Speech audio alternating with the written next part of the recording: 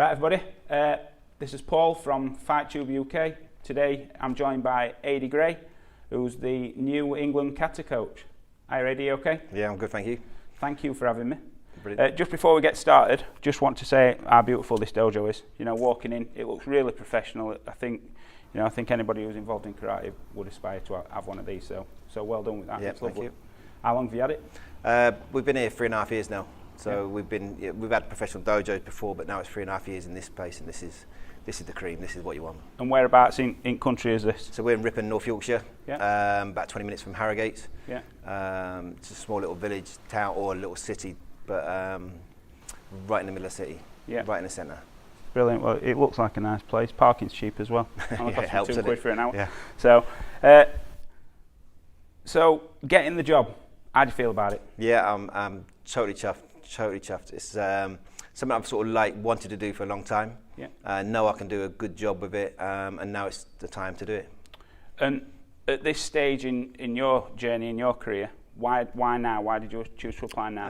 I feel like I've got experience now. I mean, we need sort of senior instructors as such who have got a lot of experience in lots of different areas to bring it to the squad. But also, we've got a board now that is going to be 100% supportive, and I've been nothing impressed by the board. So working for a board that is worth, you're going to get the support from is definitely a big factor.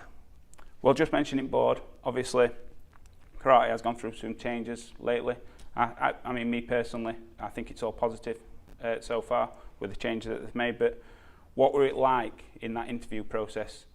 Sat with the board. Can you just tell us a bit about that? Yeah, there was 5 board members, and we had to give a sort of 15-minute presentation, which was pretty strict at the time.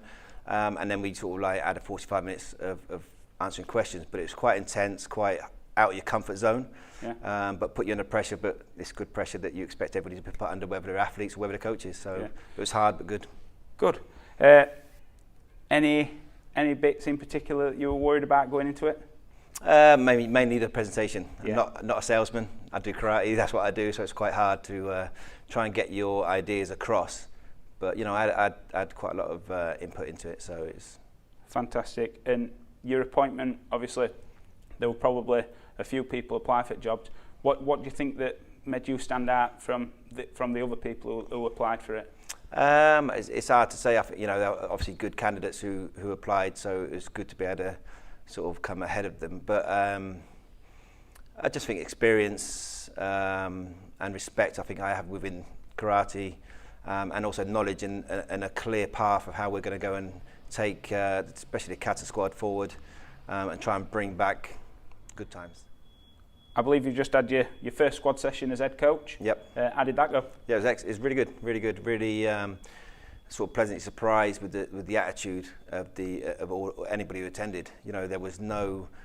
They just worked hard, and they were like sponges. They wanted to take lots of information in, and I think they start believing that we can really go and take them forward. So it was really good. Good. I mean, you've been to loads of these sessions previously with the people who were doing the role before you. Are you looking to change anything, or are you looking to just carry on? Yeah, no, I think everything's got to be changed, and you've got your own styles, your own ways of things, and my own thoughts. I've got my own belief the way we need to run and structure the squad, so they will be different. Yeah. And when's the next session planned for? The next one is 29th of September. And where will that be held? I believe it's in the hub again in Warsaw. But any information on that will be on EKF website as soon as we've got more information. Yeah, I think as soon as it's all confirmed, then it'll be it's on the website now, but it will become on Facebook. And when's your first tournament in charge? When will that be taking place? The first tournament is Chile. So that's for the Junior World Championships. The team's already been selected for that, so it's just about preparing the best I can now. Obviously, very little input to them, but we can still improve. Yeah, because them in that time. You've got quite a bit of time to prepare. It's not a great amount, but I mean, you can meet the team. Yeah, and support them, and give them the confidence and everything they need to perform to the best. Do you think that this, because obviously you weren't part of the selection process for this tournament, do you think it is just getting used to the atmosphere of being the coach, being at the tournament and meeting the squad more than medals, or? Yeah, I think so. You always got to be realistic and honest. And we'll see where we go with it. It is a world championship, so it is going to be the best. So it will be hard, but we'll do our best to do as good as we can. Good. Just then, you just touched on styles. Obviously, karate, especially kata, is all about styles. Yeah. And not one person knows everything. Yeah. So will you be bringing an assistant in to help you? Yeah, we will have 2 assistants coming in. We'll name them shortly. But they will be style related as well, because the biggest thing that I have is that we must do our own styles. I'm not going to go and try and start saying I can do Shitori or vice versa. You know, you can't. You've got to be your own style, because the rest of the world are sticking to style, single styles. You got any names for me there? It'll be soon. It'll be soon. Right, and I'll be first to know, yeah? You'll be first. Good. Obviously, over recent times, there's been different ways of selecting a squad, but there always has to be a selection process. Can you tell us a little bit more about the selection process that you're going to use? Yeah, there will be a new process, quite a simplified version from the coach's point of view, but there will be involving referees and obviously performance directors, and there's a big picture to look at with the selections, but there will be a new simplified version that people can get feedback from. So if they didn't quite make a selection, what area they're struggling with or what area they need to work on. So yeah, there's definitely a new structure coming in place. So there'll be more people involved in the selection of the squad. I think it's similar to now, but there'll just be more information to come out to help people progress for future selections. Yeah. And what about the getting people ready for selection? So is there a structure in place to bring on the younger generation of athletes to get them ready for when it's time to select? Well, with the sort of cadets being 14 years old, we need people up and running by the time they're 14. So we've got to bring them in younger than 14. And like with most professional sports, they're all younger. The age, that young tennis girl who's 15, taking Wimbledon by storm. So they are getting younger. But we will be trying to implement a regional structure and a stepping stone structure up into the national squad. I don't see the point in going from a club to national. It's got to be a stepping stone process, which will build the confidence and the standards as they come up. So I would imagine there'll be numerous training sessions throughout the year. Yeah, we're trying to get more on. I think we have to have more regular input with them. One training session a month for me is a little bit, not enough input. So with the regionals, more regular regionals, and that added to nationals would be, a lot more training. I mean, the calendar's really full as it is with, you've got your courses, you've got your competitions, you've got your seminars, things like that. From your point of view, do you think it's more beneficial for a younger athlete to compete or to go to courses? It depends on the competition. If they're just competing at the same competition, getting nothing out of it, then they're not actually learning anything. It's all about learning something. So a lot of people need a lot more coaching. Doesn't matter what level of athlete you are, you need a coach. Usain Bolt still wins all his world championships, all his Olympics, but he still has a coach. Yeah. So it is important to keep coaching. Touching on the Olympics, obviously we are an Olympic sport. For how long we don't know yet. But we're definitely in the next one. Do you think that's had a positive impact on karate? I think maybe not as positive as it should have. I think it could definitely have more scope for to make a bigger point about it, but and to bring it to more just general understanding of people who involved with sport that karate is an Olympic sport. Yeah. Are you in control of the whole Kata squad?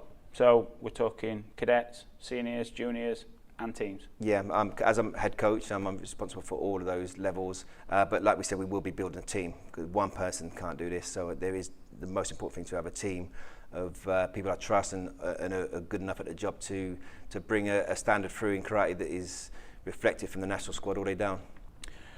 What are your expectations in the role? I mean, obviously you've probably got a certain amount of time to achieve what's been set out. What are your expectations, and what are the expectations from the board in your role? What do they expect from you? One of the biggest things is, again, be realistic. You can't go and say we're going to be this or that if it's not achievable in any way. But we can definitely bring the standard up right across a bigger depth and become more competitive than what we are. And then if it all works out correctly, then we should be starting to get nearer the medals than what we are now. I mean, we've got the European Championships, we've got World Championships, you've got things like the World Games and things like that. But obviously there is a lot of tournaments out there in Europe. Will you be wanting athletes to get over there, and compete at the highest level? Well, I think it's just logic, isn't it? If you can't compete, or you're not competitive, in international competitions such as K1s or youth leagues, then how are you going to be competitive at a European or world level event? Yeah. So it's just, it's got to work together. I just want to put this one to you, and this is just something I see from the outside looking in.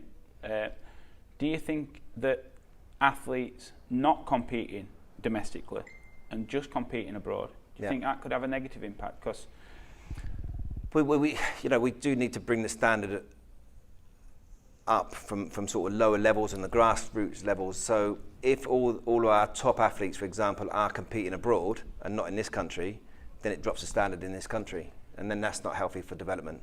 Yeah. We need the good ones to be still competing in this country. Yeah, and I think it's kids want to see them, don't they? They're like idols. Yeah, that's what you want them to be like, don't you? Yeah. You know, I mean, with age of social media coming forward and that, these young athletes see these people, they put them on a pedestal, and they want to inspire to be like them. They want to be like that, and I think it's important that we do see them here, because it can only mean good things. Yeah. Keeping the current squad, totally changing things, or seeing how it goes. What do you think? It's about talent. It's about talent and how hard they're prepared to work and dedicate themselves to it. So it's a clean slate for everybody. So, we just need to bring more depth in and make it more competitive in a national squad, and make it harder to achieve the badge and then harder to get selected. But it's open. Good. Well, thank you, Ady. Thanks for letting me come down and having a chat with you. Yeah, brilliant. Just from talking to you, I feel confident that obviously you're going to grab this opportunity with both hands, and it's going to be a positive for English karate. Hopefully, yeah. And good luck. Yep, brilliant. Thank you very much for your time. Thank you.